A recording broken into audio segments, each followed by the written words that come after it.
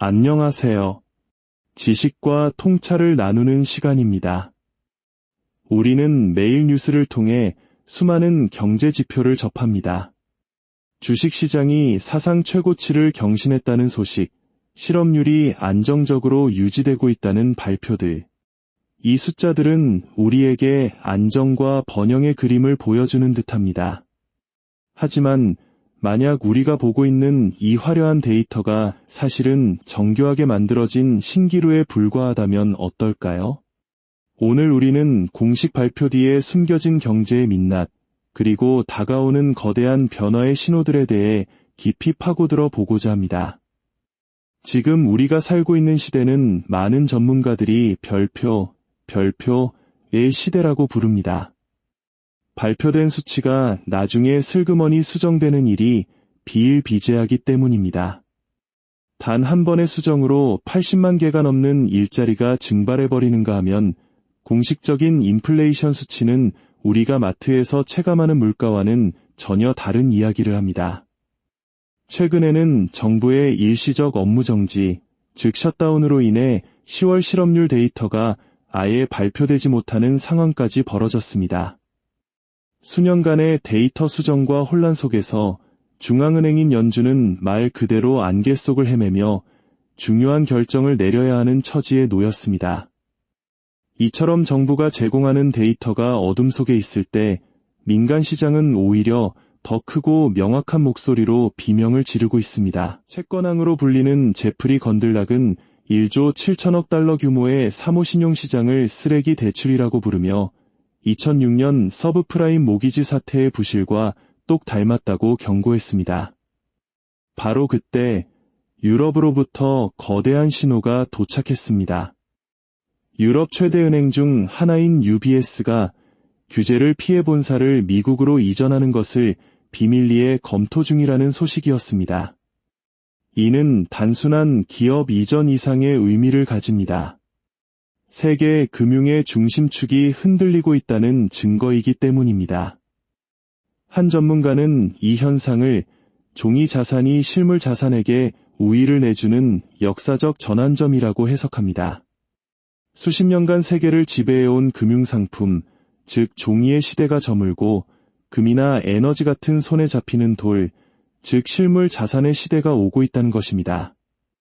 세계에서 가장 안전한 은행 국가로 여겨졌던 스위스의 상징과도 같은 UBS가 사회주의 성향의 시장이 당선된 뉴욕으로 피난처를 옮기려는 이 아이러니는 우리가 기존에 알던 금융 질서가 얼마나 크게 흔들리고 있는지를 보여주는 단적인 예입니다. 이러한 것이 경제의 불안은 우리 삶에 직접적인 영향을 미칩니다.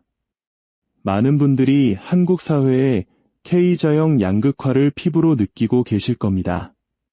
자산을 가진 사람들은 주식과 부동산 가격 상승으로 부를 축적하며 계속해서 위로 올라가는 반면 그렇지 못한 대다수의 서민들은 가파르게 오르는 생활비와 빚의 무게에 짓눌려 아래로 추락하는 현상이죠. 이는 미국도 마찬가지입니다. 금융시장에 깊이 관여한 상위 계층은 무적처럼 느껴지는 반면 저소득층은 공과금조차 제때 내지 못하고 있습니다. 소비자들의 공과금 연체액은 전년 대비 거의 10%나 급증했습니다.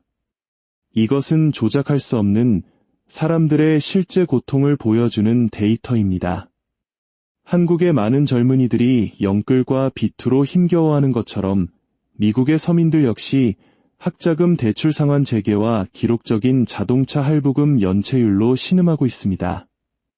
월스트리트는 이러한 서민들의 고통을 애써 외면해왔지만 바닥에서부터 시작된 균열은 결국 시스템 전체를 위협하게 될 것입니다. 그렇다면 이 거대한 불확실성의 시대에 우리는 무엇을 해야 할까요? 역사적으로 신용 거품이 터질 때마다 투자자들은 안전자산으로 눈을 돌렸습니다. 그 중심에는 바로 금이 있습니다. 정부가 경제 위기를 막기 위해 무분별하게 돈을 찍어낼 때, 즉 통화 가치가 하락할 때, 금은 그 가치를 보존하는 가장 확실한 수단이었습니다. 최근 금 가격이 잠시 주춤했을 때 단기 차익을 노리던 개인 투자자들, 즉 개미들은 공포에 질려 금을 팔아치웠습니다. 하지만 중앙은행들과 같은 큰 손들은 바로 이 기회를 이용해 조용히 금을 매집했습니다. 금의 장기적인 가치를 뒷받침하는 근본적인 이유는 변하지 않았기 때문입니다.